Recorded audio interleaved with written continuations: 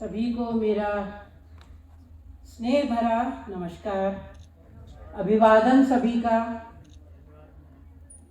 और ख़ासकर यहाँ सामने हमारे जो बैठे हैं कायदे से मंचासीन होने चाहिए थे, क्योंकि इन सब में जो हमारी इंडक्शन की टीम है जिसने प्रिपरेशन किया है इतने दिनों से, मैं उनका तहे दिल से आभार प्रकट करती हूँ।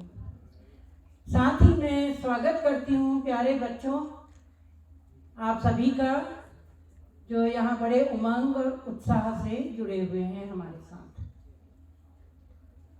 तो नया ये है इसमें कि दीक्षा आरंभ, जैसा कि अभी मैडम ने बताया आपको, बहुत ही सधे हुए स्वर में और बहुत ही सटीक उदाहरणों के साथ कि दीक्षा आरंभ।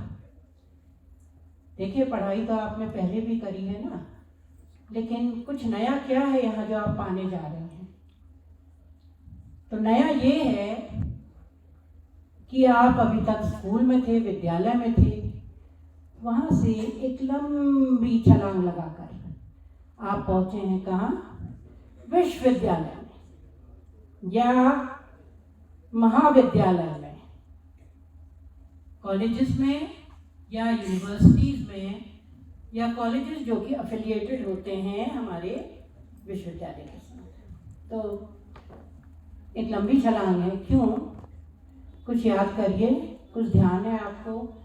ऐसी लंबी छलांग, ऐतिहासिक छलांग बहुत पहले भी लगी थी, जो कि अपोलो के अभियान, तब नया युग शुरू हुआ था, एक क्रांतिकारी युग शुरू हुआ था। और ये छलांग किसने लगाई थी बच्चों? 1969 की बात है शायद, हाँ 1969 if I am not wrong. किसने लगाई थी ये छलांग? नाम याद है उनका? इतिहास में दर्ज है उनका नाम, नील आर्मस्ट्रॉन्ग। देखिए, इतिहास का भी इसीलिए आपसे पूछ रही हूँ। देखो बच्चों, कहीं भी पहुँचो ना जीवन में, इतिहास और वो ऐतिहासिक पलों को कभी नहीं भूलना चाहिए। क्यों?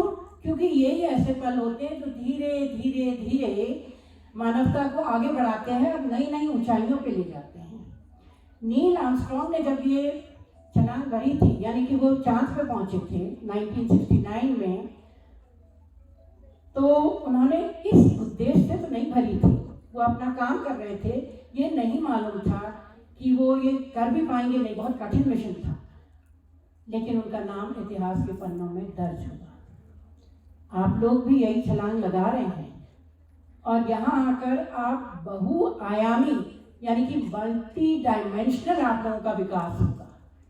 पठन पाठन के अलावा हम जो यहाँ पे हैं इतने सालों के तजुर्बे से और जो इस दौर से गुजर चुके हैं जहाँ आप लोग ने प्रवेश लिया है, तो उनसे आप ये नहीं है कि किताबी ज्ञान ही, किताबी ज्ञान तो बहुत सारे लोग गूगल करके या अच्छी लाइब्रेरी में बैठकर भी प्राप्त कर सकते हैं, है ना? क्यों बच्चों, आपको शौक है लाइब्रेरी में बैठने का? आप में से कई एक पढ़ते भी होंगे। किंडल एक ऐसा ऐप है जिसमें कई किताबें आती हैं। इसके अलावा कई ऐसी सामग्रियां हैं, जरूरी नहीं है कि वो आपकी पठन पाठन की सामग्री हो। कोई भी नई रुचिकर जानकारी जो आप प्राप्त करना चाहते हैं, आप कहते हैं ना हमने उसको गूगल कर लिया, तो गुरु तो आज अनेक हैं। कई ढंग से आप अपने ज्ञान को बढ़ा सकते हैं, उसकी कोई सीमाएं नहीं है। लेकिन यहाँ आने का उद्देश्य क्या है कि यहाँ साक्षात रूप में जो इंटरेक्शन होंगे, जो बात संवाद होंगे, उनसे जो आप सीख सकते हैं और जीवन में नए आयाम कैसे प्राप्त कर सकते हैं। मैं यह बिल्कुल नहीं मानती हूँ कि आपके अंकों के आधार पर आपका व्यक्तित्व निर्धारित होता है। और ये ज़माना भी अब चला गया। आप बहुत अच्छे समय में यहाँ हैं। एक समय था जब हम पढ़ते थे और पढ़ते पढ़ते पढ़ते पढ़ते बस सिर्फ यही करते थे, लेकिन आजकल के बच्चों को तो कितने आयाम मिले हैं, कितनी चीज़ें हैं, कितनी विद्याएं हैं जिसमें वो पारंगत हो सकते हैं।